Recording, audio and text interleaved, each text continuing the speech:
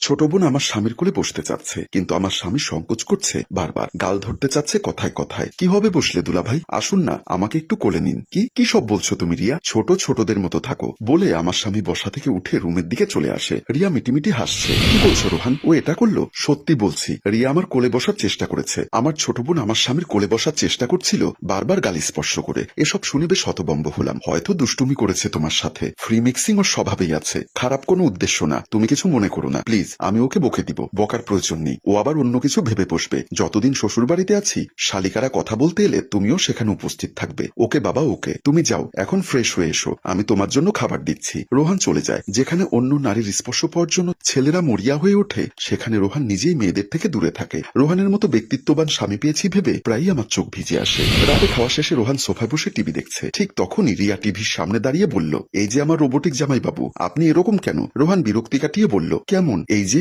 আমার মতো সুন্দরী একটা শালিকা আশেপাশে ঘুরঘুর করে, সেটা আপনার চোখে পড়ে না? কি যে বলো, পড়বে না কেন? কেমন পড়ে বুঝতেই তো পারছি। টিভি না দেখে আমাকে দেখতে চাইলেও তো পারেন। এত সুন্দরী একটা শালিকা দেখতে ইচ্ছা করে না বুঝি? রিয়ার এসব ডাবল মিনিং কথা রোহানের প্রচন্ড বিরক্ত লাগে। তবুও মুচকি হেসে বলল, তুমি দাঁড়িয়ে আছো কেন? বসো। রিয়া রোহানের কাছে এসে বলল, আপনার পাশে বসবো? শালিকার এমন প্রশ্নে ভদ্রতার খাতিরে বাধ্য হয়ে রোহান বলল, বসো, সমস্যা নেই। রিয়া বসতে বসতে বলল, আমার স্পর্শ পেয়ে আবার উল্টাপাল্টা কিছু করে ফেলবেন না তো? রিয়া কথা বলে হাসতে লাগলো। এমন রসিকতায় রোহান ভেতরে ভেতরে রাগে জ্বলে যাচ্ছে। দুলাভাই শালিকার সম্পর্ক হবে খুনসুটির। আপনি হাত দেখতে পারেন? বোনের স্বামীকে বিয়ে করার কোনো সম্ভাবনা রেখা খুঁজে পান কিনা দেখুন তো। এ কথা বলে রিয়া রোহানের দিকে হাতে এগিয়ে দিল। রোহান শুধু কাচুমাচু করছে, কিছু বলতে পারছে না, বড্ড লাজুক প্রকৃতির। এমন সময় ঘরের কাজ সেরে ড্রয়িং রুমের দিকে চলে গেলাম আমি। আমাকে দেখে রোহান স্বস্তির নিঃশ্বাস ফেললো। দুজনে দাঁড়িয়ে যায়। রিয়া বলল, আপু, তোর জামাই তো দারুণ হাত দেখতে পারে, আমার রেখায় কি আছে শুনবি? আমি আমতা আমতা করে বললাম, কি? রিয়া মুখ টিপে হেসে বলল, আমরা একসময় সতীন হব, একটা স্বামী নিয়ে দুজন চুল চিরাচিরি করবো। এ কথা বলে হাহা করে হাসলো। দুলাভাই হাত দেখে এটাই বলল।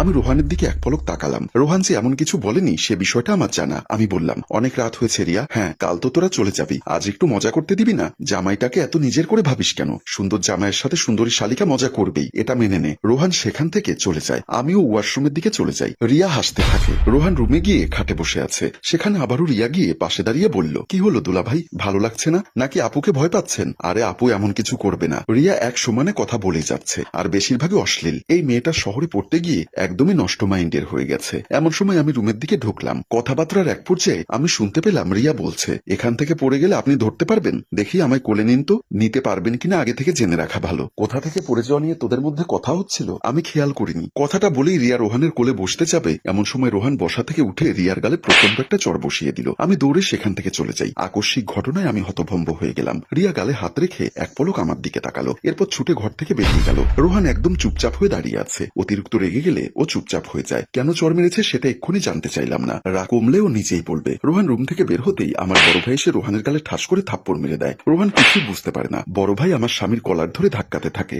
আমি বের হয়ে আসলাম। রিয়াও আসে কান্না করতে করতে। তোর সাহস কি করে হয় তুই আমার ছোট বোনের গায়ে হাত তুলিস? আমি এখন বুঝতে পারছি রিয়া এতটুকু ঘটনা ডালপালা ছড়িয়ে হুলস্থল কাণ্ড বাঁধিয়ে ফেলেছে। ভাইয়া এসব কি করছিস? ও আমার স্বামী, রিয়াকে চড় মেরেছে, এজন্য তুমি এভাবে মারবে? এরপর বড় ভাই যা বলল সেটা শুনে আমার মাথায় রক্ত উঠে গেল। তোর এত বড় কলিজা, আমার বোনের শরীরে বাজেভাবে স্পর্শ করিস? তোর কি অবস্থা করি দেখ।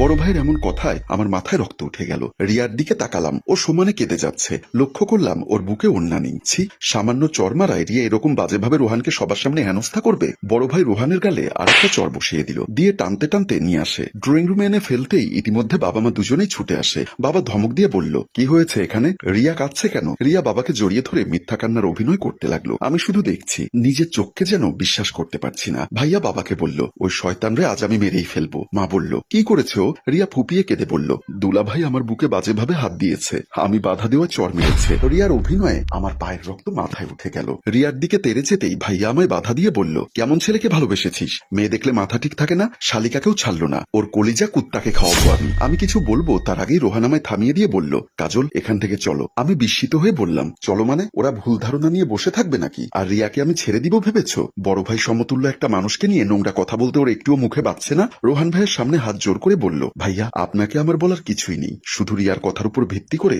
আপনি আমার গায়ে হাত তুলে আমার চরম অপমান করলেন। অপমানের দেখেছিস কি তোকে? তো এ কথা বলে ভাইয়া আবারও হাত তুলতে চাইতেই বাবা থামিয়ে দিয়ে বলল, হইচই করো না, ঘরের কথা ঘরেই থাক। আর কাজল মা, তোকে হাজারবার বলেছিলাম এই ছেলের চরিত্র খারাপ আছে, অবাধ্য হয়ে বিয়ে করলি। আজ রিয়া। আমি বাবাকে থামিয়ে দিয়ে বললাম, আসল চরিত্রহীন তো তোমরা বাবা। বাবা গম্ভীর গম্ভীর হয়ে বলল, আমরা চরিত্রহীন? হ্যাঁ। রিয়া কি না কি বলল আর ভাইয়া এসে মারতে শুরু করলো। একটাবার জানারও চেষ্টা করলো না রিয়া সত্যি বলছে না মিথ্যা। কি করতে হবে সেটা তোর থেকে শুনে আমায় করতে হবে নাকি? রোহান শুধু রিয়াকে বলল, এমনটা না করলেও পারতে বোন। বাবা ভাইয়াকে বলল, অনেক রাত হয়েছে, আশেপাশের লোকজন যেন না জানে, হইচই করো না, যাও ঘরে যাও। সবাই চলে যাওয়ার পর রোহান আমার কাছে এসে মৃদু স্বরে বলল, কাজল আমি বাড়িতে যাব, তুমি আমার সাথে যাবে না? এখানে আর এক মুহূর্তও না। আমার স্বামীকে যেখানে এভাবে অপমান করা হলো সেই বাড়িতে আমি আর পা রাখবো না, চলো এক্ষুনি বের হব। বলেই দুজনে বের হয়ে যায়। রোহান বিছানায় শুয়ে বারবার এপাশ ওপাশ করছে। যে ছেলেকে সামান্য একটু জোরে কথা বললেই অপমান বোধে ছটফট করে, সেই ছেলেকে আজ কতই না অপমানিত হতে হলো, তাও এরকম নোংরা একটা ইস্যু নিয়ে। রোহানের চুলে হাত বুলাতে ওর মাথায় হাত রাখার চেষ্টা করলাম।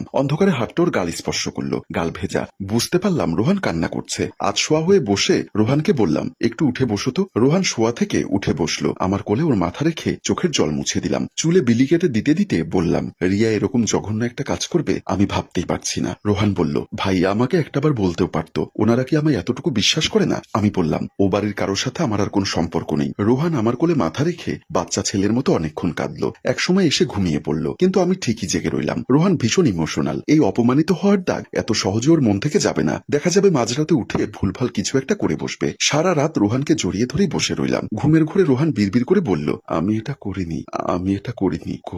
আমি মনে মনে বললাম, সেটা আমি জানি রোহান, এখানে আমি উপস্থিত না থাকলেও কখনোই বিশ্বাস করতাম না এমন নোংরা একটা কাজ তুমি করতে পারো। আমি তোমায় বিশ্বাস করি, তুমি কেমন সেটা তুমি না বললেও আমি ভালোভাবেই বুঝি। রিয়া যে এতটাও নিচে নামতে পারে আমার জানা ছিল না। ভেবেছিলাম যা হয়েছে সেখান পর্যন্তই বিষয়টা থেমে যাবে, কিন্তু আমি ভুল ছিলাম। পরদিন কিছুটা বেলা গড়াতেই বাড়িতে একজন পুলিশ এলো। রোহানের থেকেও আমি বেশি অবাক হয়েছিলাম। রিয়া কি রোহানের নামে কেস করে দিয়েছে? রোহানের ক্যারিয়ার, তার থেকেও বড় কথা ওর আপুর সংসার ভাঙতে ওর একটুও খারাপ লাগছে না, তাও আবার সম্পূর্ণ ভুল একটা ইস্যুকে ভিত্তি করে। তবে কি আমাদের সুখের সংসারটা এখানেই তছনছ হয়ে যাবে? আপনার নামে নারী নির্যাতনের মামলা হয়েছে মিস্টার রোহান, আপনাকে আমাদের সাথে যেতে হবে। মামলাটা আপনার শালি করেছে। আমরা দুজনেই বাকরুদ্ধ হয়ে গেলাম কথাটা শুনে। আর এখানেই টান টান টুইস্ট রেখে আমাদের গল্প শেষ হয়। সম্মানিত ভিউয়ার্স, রোহানের কি হবে? এ সমস্যার সমাধান কি? একটা মিথ্যার কাছে কি তাহলে সত্যটা হেরে যাবে? সবটা জানতে ও দেখতে চোখ রাখুন এই পেজে। আপনাদের বেশি কমেন্ট ও শেয়ার পেলে আমরা দ্বিতীয় পর্ব নিয়ে হাজির হব। গল্পটির ভাবনা ও পরিচালনায় হাসিম রাজু, চিত্রগ্রহণ শিহাব ও প্রযোজনায় মঞ্জুর মোর্শেদ মিউজিক প্লাস। গল্পটি ভালো লাগলে লাইক, কমেন্ট ও শেয়ার করে সাথেই থাকুন। ধন্যবাদ।